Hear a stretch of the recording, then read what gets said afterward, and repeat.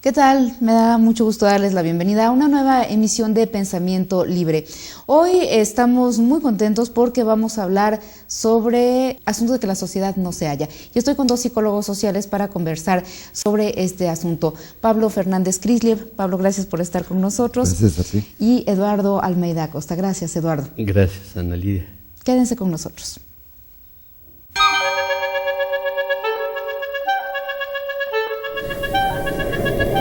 Tú y yo. Igual.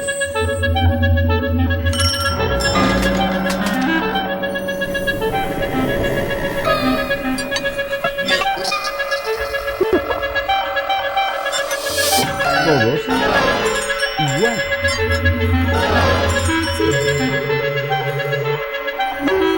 Todos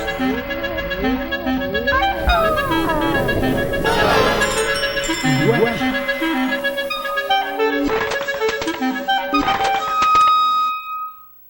Pensamiento libre.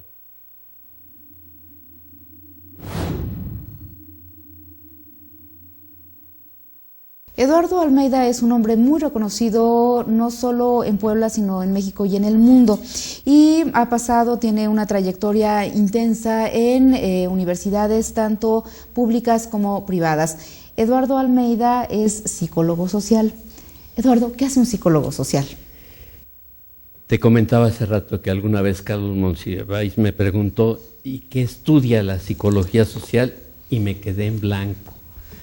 Pero lo que me ha ayudado a pensarlo es, precisamente estando en la sierra, al llegar al pueblo indígena, yo me pregunté, ¿yo qué voy a hacer aquí?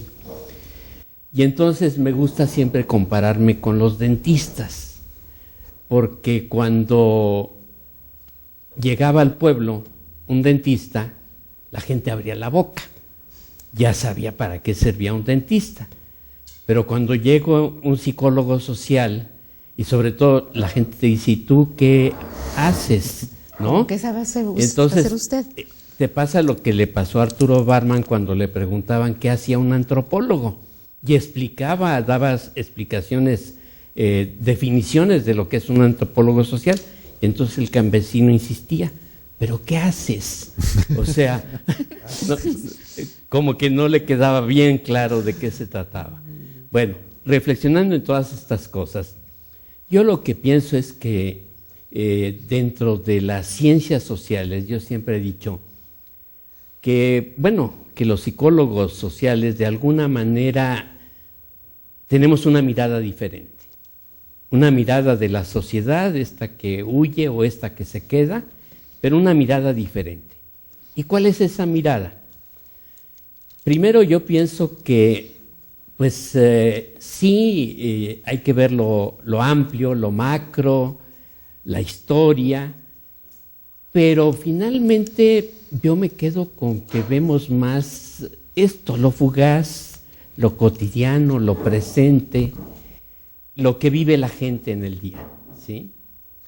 Y luego ya también digo que, porque cuando hablan de psicólogos, siempre que me dicen que soy un psicólogo, la gente piensa que soy un curandero, un merolico o algo por el estilo, ¿no?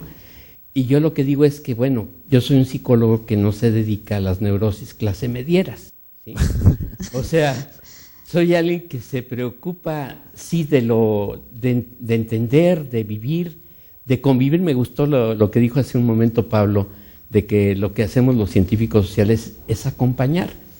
Y de hecho, fíjate que esa fue la idea que me ayudó mucho al llegar a la sierra. ¿Qué vengo yo a hacer aquí? Pues yo sentía que no podía hacer gran cosa porque, si se trataba de psicología y clínica, pues ahí estaban los curanderos, ¿no?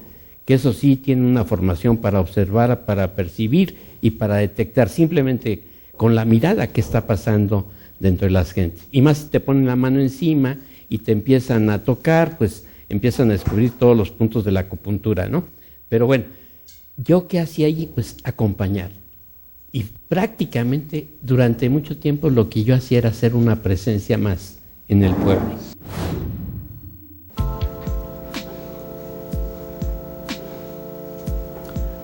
El doctor Eduardo Almeida Acosta es licenciado y maestro en Psicología del Trabajo por la Universidad Nacional Autónoma de México. Es doctor en Psicología Social por la Universidad de Cornell en Estados Unidos y maestro en Derechos Humanos por la Benemérita Universidad Autónoma de Puebla.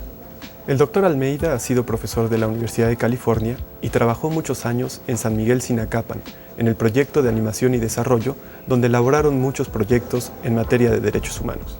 Almeida es el primer mexicano que ha obtenido el International Humanitarian Award de la Sociedad Norteamericana de Psicología, así como otros reconocimientos como la medalla William Wundt y el Premio Nacional a la Investigación del Consejo Nacional de Investigación y Enseñanza de Psicología. Eduardo Almeida estuvo muchos años trabajando en San Miguel Sinacapan, en la Sierra Norte de Puebla. Esa es la referencia a la sierra. Ahora vamos con Pablo Fernández Kislev, un hombre muy conocido también por su trayectoria en las universidades. Es profesor investigador del Departamento de Psicología Social de la Facultad de Psicología de la UNAM y bueno, tiene una larga trayectoria, mucha obra publicada.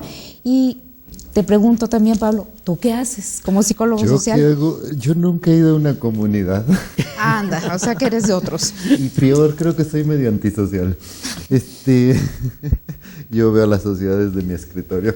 Y creo que esto que dice Eduardo, creo que debo haber empezado, nunca lo había pensado, con las neurosis clase medieras, pero resulta que son aburridonas las neurosis clase, aburridas, contradictorias, absurdas, etcétera. Entonces uno se va haciendo su corrimiento a la izquierda sin querer. Eso está muy bonito.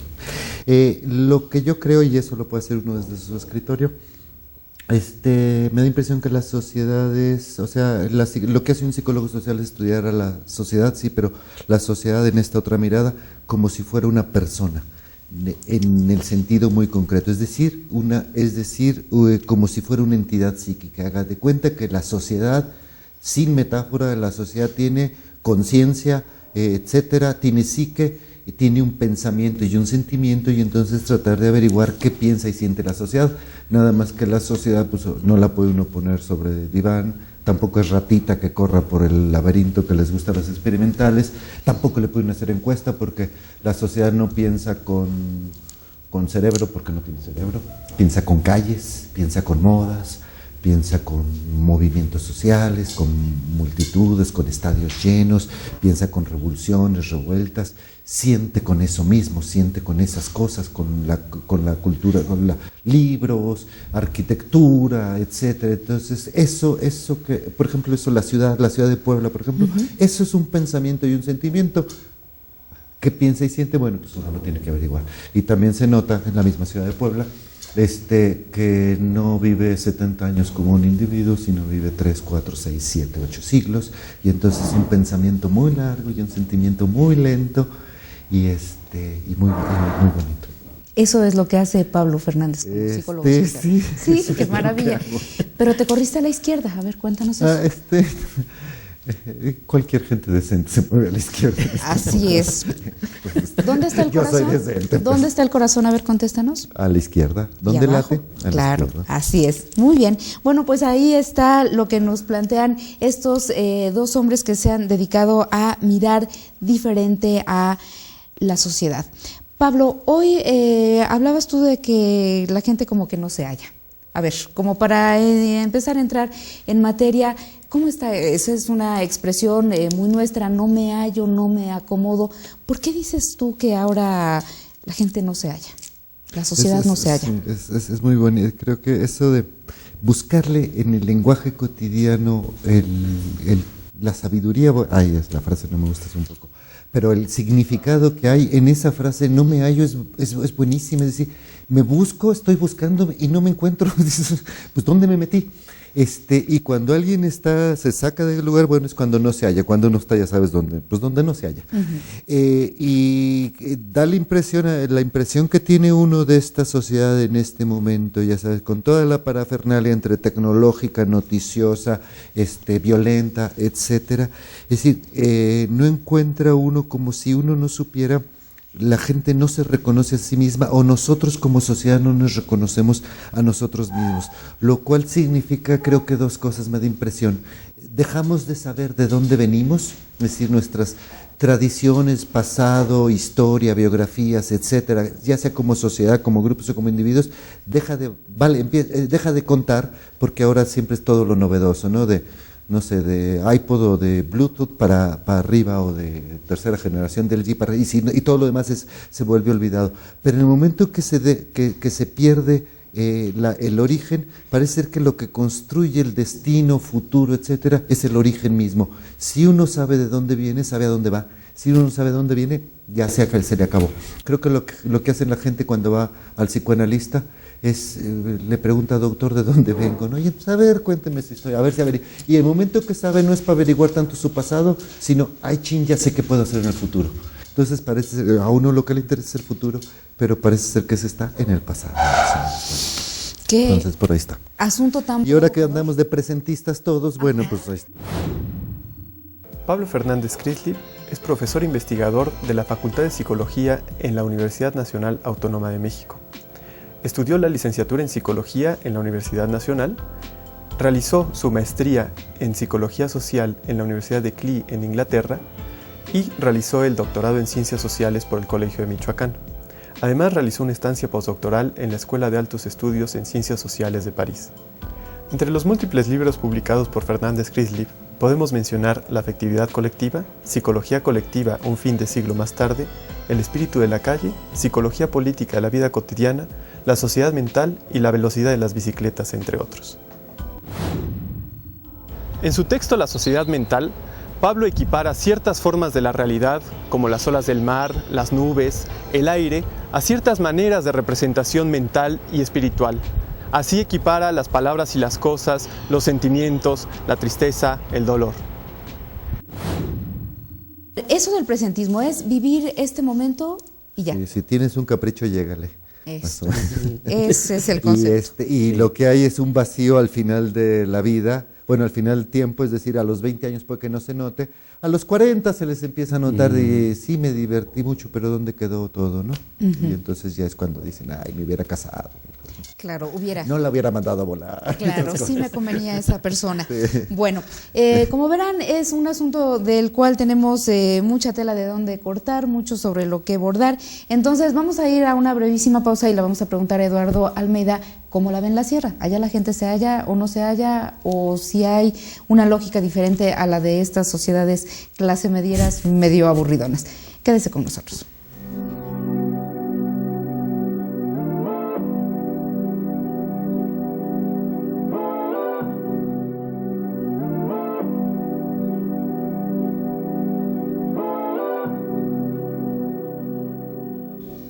Estamos conversando con Pablo Fernández Crislip y con Eduardo Almeida Acosta sobre mirar a la sociedad. Y ya Pablo nos decía que la gente como que no se halla, pero bueno, él trabaja más en el ámbito urbano y Eduardo Almeida ha trabajado durante muchos años en la sierra. Entonces, ¿cómo están en este momento allá en su pueblo, en San Miguel Sinacapan? ¿Se hallan o no se hallan? Yo creo que el problema es que no los hallaban, porque los tenían invisibles. Es decir, en esta sociedad que además se dedicó en el tiempo largo a desaparecerlos, porque esa fue la tirada, desde la conquista, desde el trauma de la conquista que ahí está todavía. Bueno, ¿qué ha pasado con este país? Que la época de mayor libertad que tuvieron fue la época colonial, porque estaban tan lejos que los dejaban solos y se creaban sus repúblicas de pueblos. Pero luego viene la independencia, en la que 80% de la población hablaba idiomas indígenas, solo 20% hablaba español. Pasamos a la revolución, que el 50 y el 50, y ahorita andamos en el 10%. Me acuerdo que una vez en un pueblo llegaron y le preguntaron qué era lo que más necesitaban. Una señal para que supieran dónde quedaba ese pueblo. Lo que más les interesaba era que los reconocieran como que existían, ¿no? Por eso esto que si se hallan o no se hallan, pues más bien ellos sí se hallan, pero no los hallan. Es decir, no los toman en cuenta. Yo digo que el problema es ontológico, ¿no? Ontoy. Sí, claro. Y lo que decía Pablo me parece excelente, ¿no?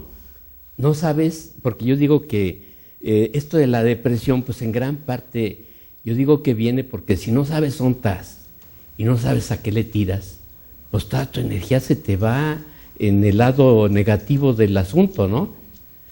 Y para saber a qué le tiras, pues sí, saber de dónde vengo, ¿no? De dónde vengo y a dónde voy. ¿Y a dónde voy? Pero lo básico es ontoy. Ontoy. ¿Sí? Y yo creo que la gente, sí, bueno, en la comunidad donde yo viví, la gente bien que sabía ontaba, pero los demás no sabíamos ontaban, ¿no? Y más bien como que nos esforzábamos porque no estuvieran. Y bueno, ha sido todo este genocidio tranquilo y que finalmente no se ha podido acabar con los indios. Yo luego cuando iba a la UNAM y veía a mis alumnos, pues yo me daba cuenta que los náhuatl andábamos por todo México, ¿verdad? Pero no acabamos de reconocernos como tales, que finalmente, bueno, yo como digo, somos indígenas o somos alienígenas, ¿no? Yo creo que más lo segundo. En el texto Psicología Social Comunitaria, Eduardo Almeida nos plantea que este tipo de psicología tiene su base en ayudar al individuo a comprender su entorno a partir de los elementos sociales y psicológicos que constituyen su complejidad. A partir de ello es que podrá lucubrar algunas alternativas para solucionar los problemas que le aquejan. Eduardo Almeida nos dice que la psicología social se ocupa y se preocupa por la gente, y que la psicología social comunitaria se enfoca más en aquellos procesos de desarrollo humano en que las colectividades transforman la realidad del mundo en su cotidianidad. Eduardo, ha habido un cambio notable a partir del 94, ¿no? No, pero cambios tremendos y yo diría, bueno, parte buena, parte mala. Yo le comentaba un día a Pablo que hay pesimistas joviales como mi esposa María Eugenia y optimistas sombríos como yo, ¿no? Y bueno, claro, cuando yo recuerdo que íbamos en camino hacia Cuetzalan y hacia la sierra estaba, las montañas estaban llenas de árboles todavía. Uh-huh. Y ahora pues se están volviendo cerros como los de mi tierra, de Torreón. Cerros pelones, bola de cerros pelones, una punta de cabrón y un calor de la chingada, así de Torreón, ¿no? Sí, pero sí. Ahora se está volviendo como Torreón, la Sierra Norte de Puebla, que estaba toda arbolada, padrísima, ¿no? Y los ecólogos decían que para el año 2000 ya iba a estar totalmente pelón. Por fortuna se equivocan también los profetas de la ecología, ¿no? Pero sí es un proceso muy fuerte. Y ahora, cambios en lo social, en lo económico. Había gente que nunca había salido de Sinacapan, porque no eran arrieros. Unos no, llegaban a Cuetzalan, pero muchos ni siquiera conocían Zacapuastla.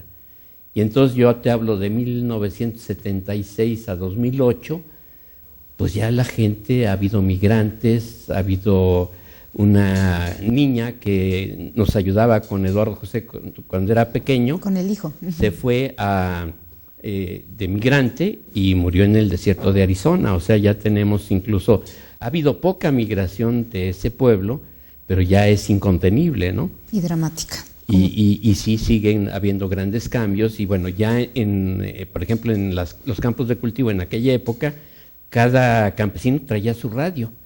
Llegaba la política, llegaban las gentes de fuera que no saben lo que hay. Decían, en este pueblo no hay política, todo está tranquilo. Yo les recomendaba, váyanse a los campos, acompáñenlos y todo el tiempo hablan de política. ¿Quién va a ser el siguiente fiscal? ¿Quién va a ser el presidente de Cuetzalan? Claro, llegaba la gente y ahí no pasaba nada. Yo incluso he llegado a decir de mis babosadas, ¿no? Que si Freud no hubiera descubierto el psicoanálisis en Viena, lo hubiera descubierto en Sinacapan. Bueno, si hubiera pasado por acá. Pablo, ya Eduardo te lanza la provocación con el tema de la depresión, que es un asunto, ¿no? Por ahí dijiste en la plática sostenida que ya no importa ser feliz, sino parecerlo. ¿Qué nos dices sobre esto? Pues sí, nada más ve a Britney Spears. Es que yo no muy veo a Britney Spears, pero es un tema, ¿no? Creo que la gente que nos sigue sabrá bien a qué te refieres. Sí, en efecto lo que da impresión es esto que decía no sabe dónde viene, también lo puede uno ver en términos espaciales, es decir, de centro, etcétera, lo que uno llamaría en el mejor sentido de las palabras una actitud hacia, etcétera. Todo eso se está volviendo, como decía Baudrillard, es decir, a partir de la mera apariencia empieza a pasar a la mera superficie, pero cuando todo el mundo se empieza a convertir en superficie, pura figura, es decir, a ver, mientras parezca, bueno, con los títulos universitarios, Claro. mientras parezca intelectual, inteligente, ya no importa que lo sea, y eso no lo sabemos, ¿verdad? Todo eso sucede, entonces efectivamente es eso, pero entonces lo que implica es que hay una especie de vaciamiento adentro. En términos, y bueno, uno puede ser muy crítico con los psicólogos o con la psicología en general, porque a la hora de repente de asuntos como depresiones, sacones de onda, tristezas, como lo quieran llamar más o menos, melancolía era una palabra más bonita, tenía más estilo. Siempre, es decir, la solución, la explicación y la solución es siempre o asunto o genético o bioquímico o etcétera, es decir, empastíllelo usted o usted está loco o usted es el problema, etcétera. Sin embargo, si estadísticamente las cosas van aumentando, bueno, de entrada se ve que eso no es bioquímico. Es decir, es social, cultural y histórico el asunto.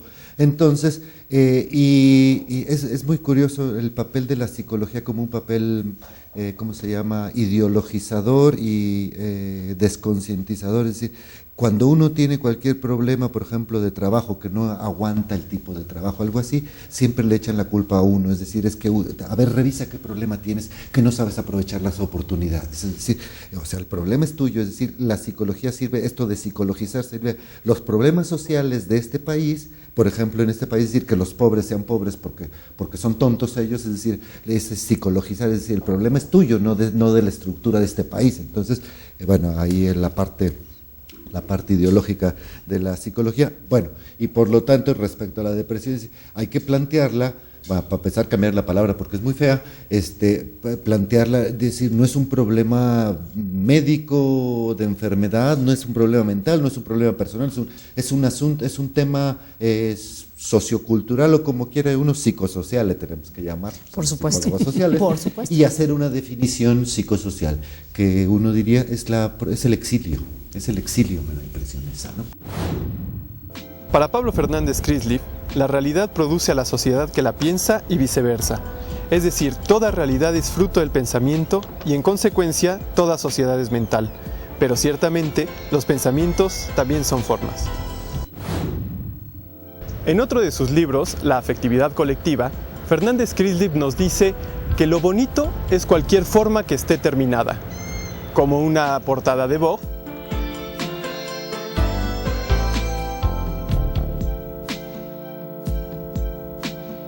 los libros de Isabel Allende,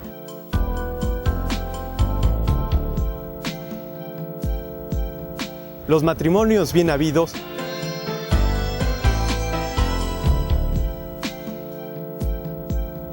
o los buenos niños. Pablo construye una versión de la sociedad a partir de temas como las canciones, la vestimenta,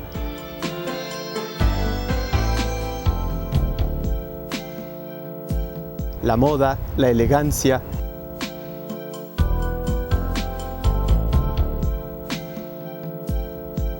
Afirma que lo feo también tiene cabida en el arte, como la obra de José Luis Cuevas, y lo horrible son la angustia, el miedo, la desesperanza.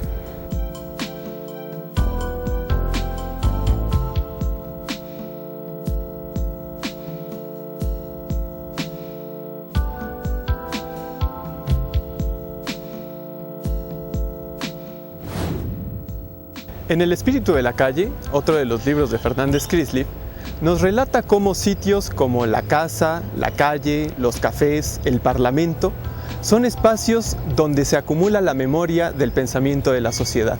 Es por ello que en las cocinas las pláticas son cálidas, en los bares son claras y en los palacios de gobierno son frías.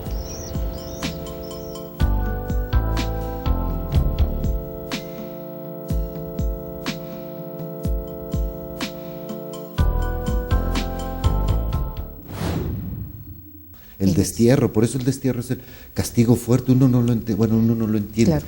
Pero eso que pueden decir chilenos, argentinos en este país, bueno, etcétera, es decir, lo horrible que era el destierro en la Edad Media, etcétera, es que significa lo sacan de su comunidad, pero lo sacan de su idioma, de sus normas, de sus reglas, etcétera.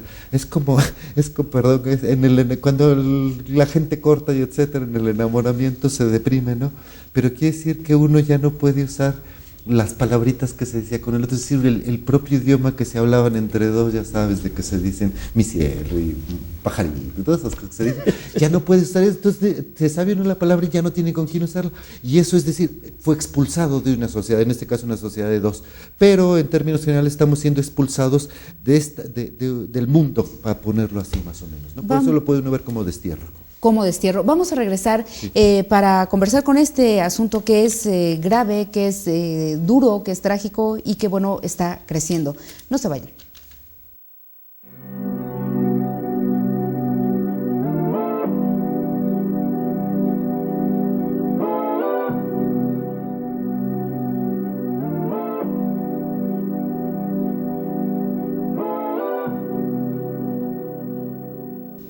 Estamos conversando con Eduardo Almeida Acosta y con Pablo Fernández Kryzliev.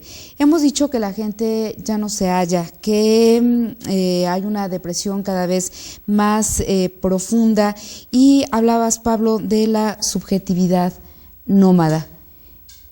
¿Cómo conectar estos tres asuntos? El no hallarse, la depresión y las subjetividades nómadas. El título ese de subjetividad nómada que pusieron en la mesa de la cátedra de Alan Turing, a mí no uso mucho la palabra subjetividad yo porque uno es social, eso es como meter un poco dentro del individuo, pero cuando plantean la idea de una subjetividad nómada es una que se va moviendo y dice uno, pues sí se va moviendo, pero no se va moviendo así estilo turista como de repente pareciera, sino parece que el verdadero nomadismo es el del exilio, es decir, la están sacando, la gente ya no tiene, es muy chistoso. Hay un libro, o sea, en esta sociedad que está repleta de tantas cosas, hay un libro que se llama La Era del Vacío. Y pues qué título tan tonto si en siglo XX poner algo, la Era del Vacío, es justo lo que no tenemos, y sin embargo a nadie le pareció tonto el título. En efecto, porque la gente de repente se veía y lo que sentía era vacío, es decir, que habiendo tantas cosas no hay nada, y el problema en el mismo libro es uno de Lipovetsky, que la gente cuando llegaba a quejarse con el doctor se quejaba de que de que no tenía problema, es decir, siento que no siento nada, y eso duele mucho y hasta mata. Y ese es más o menos, entonces esa idea también era un poco, parece ser que en efecto eso de subjetividad pues ya se nos piró, o sea, busca uno en el espejo y no está, está llena de, no sé, de rollos esotéricos respecto a quiénes somos, pero así la sensación o el sentimiento de que somos alguien, la gente no se siente alguien, me da impresión, busca fingir frente al otro que se siente alguien, pero me late que no mucho en general, ¿no? Bueno, mis neuróticos clase media. Eduardo, ¿compartes esta mirada de Pablo? Sí, yo sí creo que esa sensación de vacío es muy compartida, y que para mí pues de ahí viene un poco, yo a veces me pienso a mí mismo deprimido. A lo mejor nunca me he dado cuenta de que lo estoy, pero me decían es que a los 30 años te deprimes. Pues yo pasé los 30 y no sé si no me preocupa mucho la cronología, que a los 40 yo también me preguntaba, pues algo me pasa, yo estoy mal, ¿no? A los 50, a los 60, a los 70. Y yo creo que es eso, yo me trato de imaginar qué sería esa sensación horrible de sentir que nada tiene sentido, de que vives en un mundo absurdo, de que, pues que lo mejor que puedes hacer es salir de este absurdo, ¿no? Y entonces entiendes un poco pues esa necesidad del suicidio y que se habla mucho de ello, ¿no? Yo lo que siento es que, ¿cómo te diría? Que todavía sabemos poco, pues, y que los psicólogos andamos en pañales. Yo a veces repetía lo que decía Bronfenbrenner, ¿no? Que ya sabíamos cómo hacer niños sanos, fuertes, buenos y bonitos, pero efectivamente, pues, sabemos muy poco y andamos precisamente, pues, dando a tientas, ¿no? Y el problema que yo veo es que desgraciadamente luego se vuelve la psicología algo también de consumo. Yo les digo a mis alumnos, quieren perder su dinero, váyanse al Samos y cómprense todos los libros de autoayuda, ¿no? Y de autosuperación, porque yo no veo que eso les sirva de gran cosa a nadie. Pero lo que sí sé es que de alguna manera, bueno, tenemos experiencias que sí nos ayudan y que nos ayudarían, yo creo, a salir de este pesimismo sombrío, ya junto yo las dos cosas, ¿sí? Y que eso sería, pues precisamente como que buscar donde hay una perspectiva jubilosa, lo que hacía Makarenko con los infractores. Ayer hablábamos de que los jóvenes, digo, el panorama parecía que todos se drogan, que todos están mal, que no saben para dónde van. Yo les digo, pues yo siento que lo que necesitan es alguna perspectiva jubilosa finalmente. Por más que se quiera, la felicidad, bueno, ¿qué es la felicidad? Yo llevo 2 años tratando de traer a Pablo acá a la Ibero. Ahorita es un momento de felicidad para mí, haber logrado que un colega que yo admiro y valoro mucho, pues que esté aquí conversando conmigo, ¿no? En intersubjetividad, como él lo dice, es signos, es símbolos y es comunicación. Ahí les robamos a ustedes porque decimos que la psicología finalmente es comunicación. Annalida es comunicóloga, ¿no? Entonces, cualquier cosa que eso signifique, ¿verdad? Yo me peleo con mi hijo que le digo que la comunicación es una rama de la psicología social y él dice que la psicología social es una rama de la comunicación, ¿no? Pero a mí me ha encantado siempre esa definición de Pablo de lo que es la intersubjetividad. Y lo que me gusta es que él dice que precisamente entre lo público y lo privado, de lo que se trata es de que salgamos a la calle. Y ahora se imaginan que ya ni niños de la calle hay porque ya nadie quiere salir a la calle. Es decir, es una amenaza, miedo, ¿no? Claro. Entonces yo sí creo, estoy seguro que esa es la politización, salir a la calle. Lo otro es la ideologización de la que estamos súper llenos, ¿no? Que lo público se va a lo privado. Y esas son definiciones que aquí estoy yo trayendo de un texto viejo de Pablo, de hace 30 años casi, ¿sí? Sí, como 20. ¿Qué tal? Pablo, sí nos da mucha felicidad que estés aquí. ¿Tú estás feliz de estar Eso se acá? lo dicen a todos, ¿eh? No. Fíjate que no, somos aquí bastante caraduras y luego también nos da por la sinceridad. Pero bueno, de ver las caras de la gente que te escucha, de ver cómo te siguen porque quieren estar en contacto contigo, bueno, ahí es donde uno mide, pues, y con toda honestidad no se lo decimos a todos, no es una floritura, no es un piropo. ¿Tú qué sientes de estar aquí? ¿Te da felicidad de estar aquí con Eduardo en este espacio? Sí, a ver, cuéntanos. Sí, no. Estás de paso. Estábamos con el que la gente va y viene, ¿no? Sí. Entonces, de Puebla a México, México-Puebla, estos trayectos. ¿Qué me dices de estar aquí ahora? No, a mí me gustó mucho que me invitara Eduardo. Me gustó mucho. Y si venía con nervioso porque no sabes a qué se enfrenta uno, es decir, como gente, etcétera, todo eso. Me gustó mucho, me gusta hablar, supongo. Entonces, me gusta la psicología social. Bueno, del único que sé hablar o me gusta hablar es psicología social. Entonces, aquí ahorita con Eduardo y contigo está padre. Está padre, bueno, y ya en ese estado padre, que no estamos deprimidos, que no estamos tan sombríos, utilizaste en la conversación muchas imágenes sobre esta sociedad de raíces portátiles. Ajá. ¿Qué es una sociedad de raíces portátiles?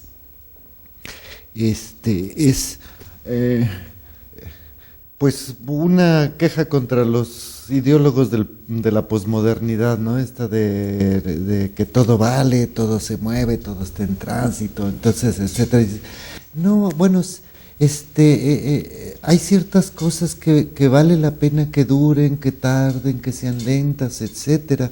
Hay cosas que vale la pena, por ejemplo, la ética, los valores, etcétera. Es decir, porque dentro de este encanto piensa uno sí en las Lindsay Lohan y esas, y como todo se vale, etcétera, y es decir, todo tiene que hacer, entonces vale así cualquier cosa. Y dices, no, hay asuntos que son más lentos, más largos, más anticuados, más viejos, más antiguos, como la ética, como los valores, como los principios, esas cosas que no se venden mucho, pero de repente era lo que nos mantenía como comunidad, como sociedad, como etcétera. Entonces, por ahí más o menos.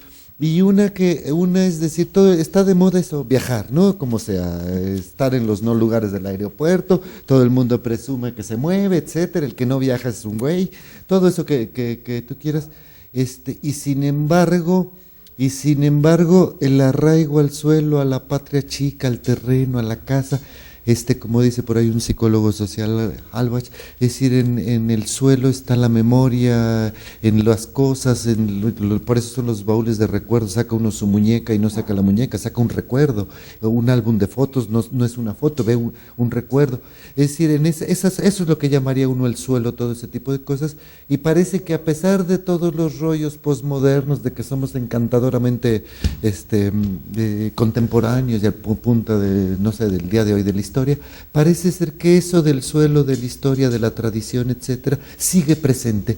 Y entonces uno intenta plantearlo, ¿no?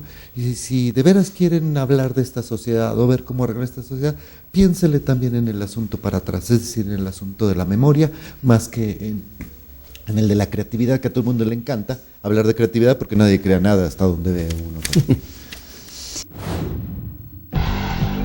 Chrislip nos dice que en toda sociedad existe un arte de la cotidianidad que se esfuerza en producir formas.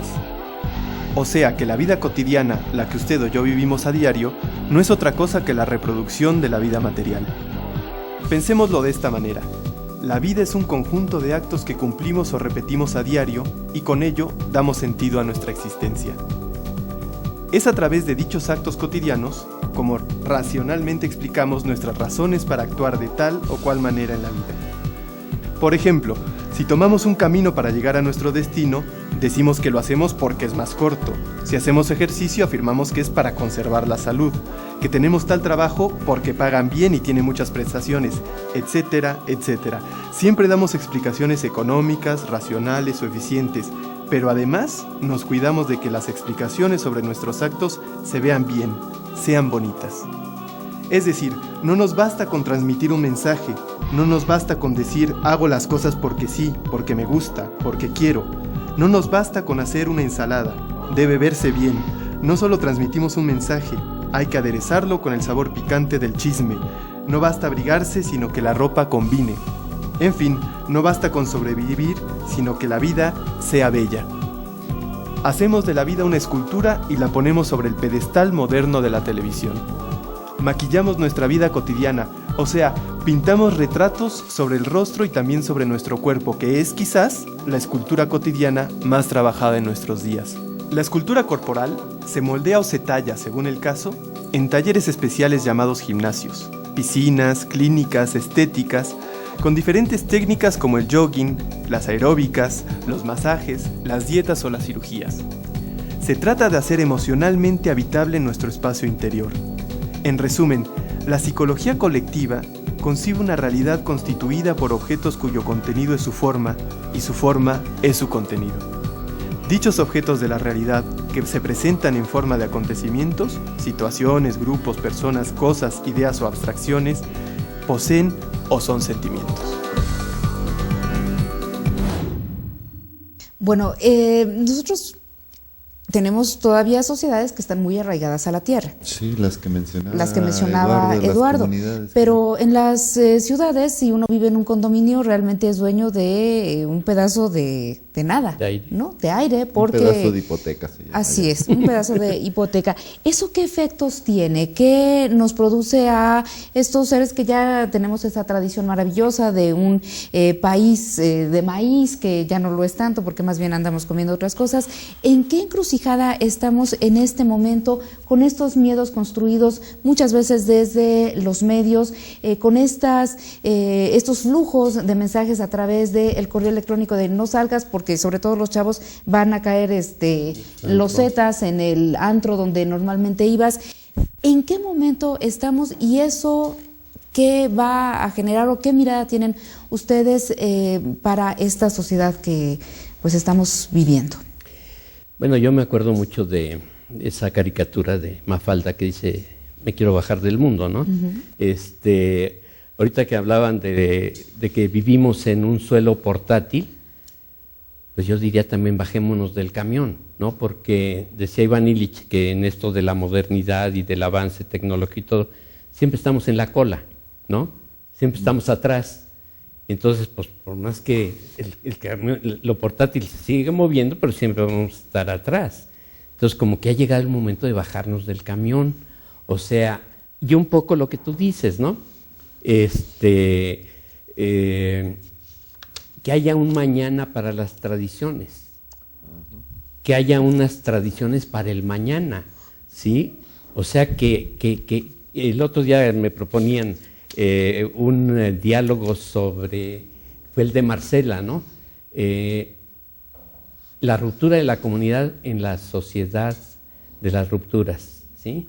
Yo les proponía la comunidad que se arraiga en una sociedad que puede tener un piso, ¿sí? Y eso pues es, yo sé que es utópico, que es difícil, pero nunca sabe uno. Allá en la sierra siempre decíamos cuando teníamos dificultades que nos peleamos con todo el mundo, ¿no? Con la CNC. Entonces éramos la cheneche, la chinganecedad. Era la única manera de contrarrestar la CNC. Nos peleábamos con Antorcha Campesina, que se quería quedar con la Casa de Salud. Estábamos en pleito permanente y con todo mundo. Pero, ¿qué sentido tenía eso? Pues era precisamente pelear de que hay cosas que vale la pena defender, que hay cosas que vale la pena luchar por ellas, y que luchar con ellas es no luchar por uno nada más, sino luchar en grupo y luchar en conjunto. Y yo siempre he dicho, este país, ¿por qué está como está? Pues porque está lleno de doña perpetuas, ¿sí? Está lleno de gente que ha abusado. Nuestras élites nunca se han preocupado de la educación de las mayorías. Va, con ese asunto vamos a regresar para ver si hay perspectivas, si es posible hacer un nosotros. En esencia, lo que nos dice Eduardo Almeida es que lo que nos constituye fundamentalmente como humanos es la experiencia de amar y ser amados. Actualmente es profesor investigador de la Universidad Iberoamericana Puebla y miembro del Sistema Nacional de Investigadores en el nivel 2. Entre sus publicaciones se encuentran Conocimiento y acción en Sinacapan, Las veredas de la incertidumbre, Relaciones multiculturales y sobrevivencia digna y Las miradas a la incertidumbre, Vivir en Sinacapan.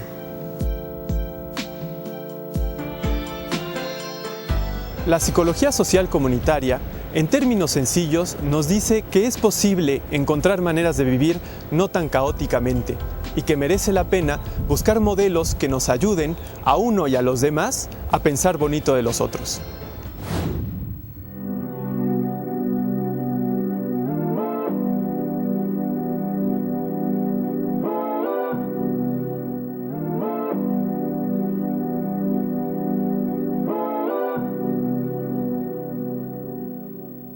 Hemos dibujado como un cuadro del dolor. Entonces, así como para irnos con cierto optimismo luminoso, Pablo, ¿estamos en posibilidad en este López Dóriga de todas las noches que a ti te tortura y a Rosana Reguillo también y a muchos otros también, y estos mensajes? También, a la torre. ¿Qué hacemos? ¿Para dónde vamos? ¿Cómo le hacemos para hallarnos, para encontrar nuestro lugar, para poder construir un nosotros? Ahí te va a ver. A ver. Esta publicitación del miedo, que de repente es lo que da impresión que es decir, subida del rating del miedo. Si uno ve, como tú lo acabas de decir, el miedo es siempre aislante, privatizador, expulsador, es decir, quien tiene miedo se va ahí más o menos. Entonces podría uno plantear esto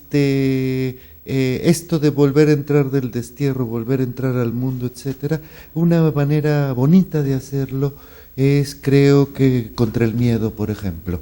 Creo que no hay problema, yo no le veo mayormente en que uno vive en condominios, etcétera, porque a lo mejor su suelo, el más bonito suelo, sería la ciudad completa, es decir, estar en la ciudad todo. Creo que la manera de entrar al mundo y a la ciudad en este momento es contra el miedo, o dicho de otra manera, con indignación o con dignidad, como te guste, ¿no? Es decir, la indignación como una manera de entrar, de veras sentir, por ejemplo, la estulticia, la estupidez de los políticos a veces, la ve uno terrible, terrible. O sea, una indignación con eso, contra eso, por ejemplo, ¿no? O cierta indignación que a mí me dice, se puede hacer una marcha contra la violencia. A ver, si esos mismos que esa marcha contra la violencia, a ver, una marcha contra la desigualdad, ¿van? Ah, no, porque esa ya no esa ya no duele tanto, ¿verdad? Así es. Entonces, la indignación contra ese tipo de cosas, creo que esta hipocresía que hay más o menos, una cosa que decía Karl Kraus en los años 20, dice, se dio cuenta de la decadencia y del ascenso del nazismo 10 años antes porque el lenguaje, el idioma se estaba destrozando en los medios de comunicación. Actualmente lo que tenemos es un idioma que se va destrozando por la hipocresía, por el lenguaje políticamente correcto. Y dices, yo también estoy sintiendo que, bueno, la destrucción del idioma, que es la que tiene uno, comentaristas de fútbol, diciendo que ellos, la libertad de expresión, porque uno dice fuera del lugar y el otro dice que no, bueno, ese tipo de cosas, es decir, la destrucción dice, ahí está, y entonces, bueno, indignarse contra eso, esa cosa me parece más de fondo, ¿no? Me parece más de fondo que quejas más notorias, pero bueno. Eduardo. Yo creo que es importante esto de la lucha contra el miedo. Hace algún tiempo yo escribí algunos articulitos pensando, bueno, ¿quién es el enemigo? Y yo llegaba a esa conclusión, que el enemigo es el miedo. Y a lo mejor es una opinión de 71 años, ¿no? Yo soy un joven de los 50. Yo tenía 23 años en 1960. Y lo que me ha enseñado la vida un poco es eso, que hay que luchar contra el miedo todo el tiempo. Y permanentemente me dan lecciones de eso, ¿no? Miedo a morirte. Me acuerdo que de niño sufría pavorosamente nada más de pensar que me iba a morir. A medida que va pasando el tiempo dices, pues, qué bueno, ¿no? Qué bueno que no eres eterno, ¿no? Y cuando ves, pues, el deterioro, mi esposa tiene el Alzheimer, yo tengo el Alzheimer, ¿no? Pero ahí vamos juntos, ¿no? Pero vamos juntos, pues, que eso es lo bonito. Pero sí también, mi maestro querido de Cornell, el Yuri Bronfenbrenner, un tipo extraordinario, cálido, que hasta lo podían pensar pederasta porque le gustaba retratarse con niños pequeños, ¿no? Pero era precisamente por el cariño a la infancia, por la importancia que tiene la infancia en el desarrollo psicológico. Y entonces yo me acuerdo que en 2005, por septiembre, murió, después de año y medio de estar en demencia, ¿sí? No sé qué tipo de demencia tuvo, pero lo que me enseñó, la última enseñanza fue no tenerle miedo a la demencia, ¿sí? No teniendo miedo a la muerte ni a la demencia, y si logramos que nuestros jóvenes le pierdan el miedo al miedo, ¿sí? Yo creo que haremos una cosa de perspectiva jubilosa. Bueno, pues qué más decir, Pablo, qué alegamos frente a esta propuesta. Para cerrar, estar en Puebla, venir del Distrito Federal, que es donde más tiempo pasas, y vernos casi con tu mirada de psicólogo social, ¿qué ves? ¿Qué imagen te refleja Puebla? No podría decir gran cosa, excepto que me gusta mucho Puebla. O sea, me gusta mucho. Durante un tiempo tuve que venir bastante seguido, y cada vez que llegas aquí del Distrito Federal es de veras, ay, así, el suspiro. No sé, yo luego trabajo ahí como eso, con cultura material, etcétera, y entonces de repente es como los 2 pisos, es decir, una ciudad de 2 pisos, así bajita, bueno, también le tranquiliza a uno, lo pone uno en horizontal también, y eso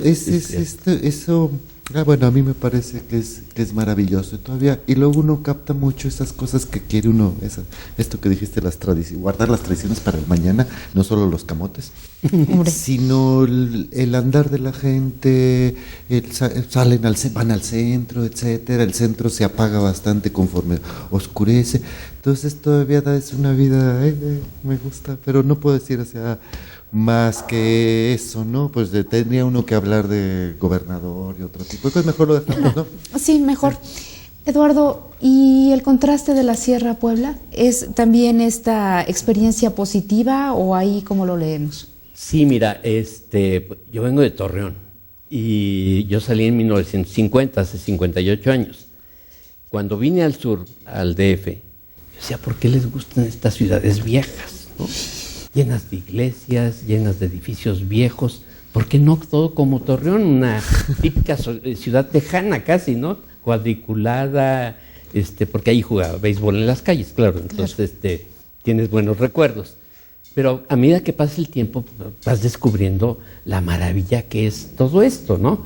Bueno, yo di clase en la UAP, en la Facultad de Psicología. Yo les decía a mis alumnos, ¿se dan cuenta ustedes que están en un aula que ya la quisieran en Harvard, ¿no? Abovedada, construida por indios, de arquitectos criollos o hispanos, pero finalmente una maravilla, que además yo daba un tiempo clase en la sala Carlos Marx del edificio San Jerónimo, todas las paradojas, ¿no? Pero, y ahora, si te vas más atrás y te vas a la sierra, lo que descubres es la maravilla de la vida, ¿no? Yo digo que el momento más místico que yo he vivido en mi vida es cuando un joven de 19 años me pidió que fuera su padrino de entierro, porque moría de algo que decía la salubridad que no existía, que era tuberculosis, y tenía un tumor tuberculoso que lo llevaba a la muerte. Y él nos pidió que fuéramos sus padrinos, entonces eso fue un momento místico, que este joven nos pidiera acompañarlo en ese momento. A propósito de los tiempos de crisis que nos ha tocado vivir, quisiera referirme a un concepto o sentimiento que ha perdido sentido para muchos y al que Pablo hace alusión en su libro Afectividad Colectiva. Nos referimos a la esperanza. De manera certera, Pablo Fernández afirma que cuando el poder no tiene freno, destruye a la sociedad y que para salir de esta sociedad en ruinas, al individuo no le queda más que la melancolía. La melancolía, nos dice, es un estado de la persona que va más allá de la desesperación y el terror. Esta melancolía, que algunos le han llamado depresión y que azota implacablemente a los que han perdido el trabajo, el sustento de la familia o la aspiración a una vida mejor, es peor que la muerte biológica. Se trata del sentirse excluido por la sociedad. Bueno, pues con esta imagen, con esta buena vibra, con esta no depresión, les agradezco muchísimo. Gracias, Eduardo. Gracias, Pablo. Gracias a ustedes por haber compartido con nosotros esta conversación con dos psicólogos sociales que ya supimos de qué va su vida y qué es lo que hacen con la sociedad. Gracias, Ana Lidia, por las buenas preguntas. Gracias. Muchas gracias.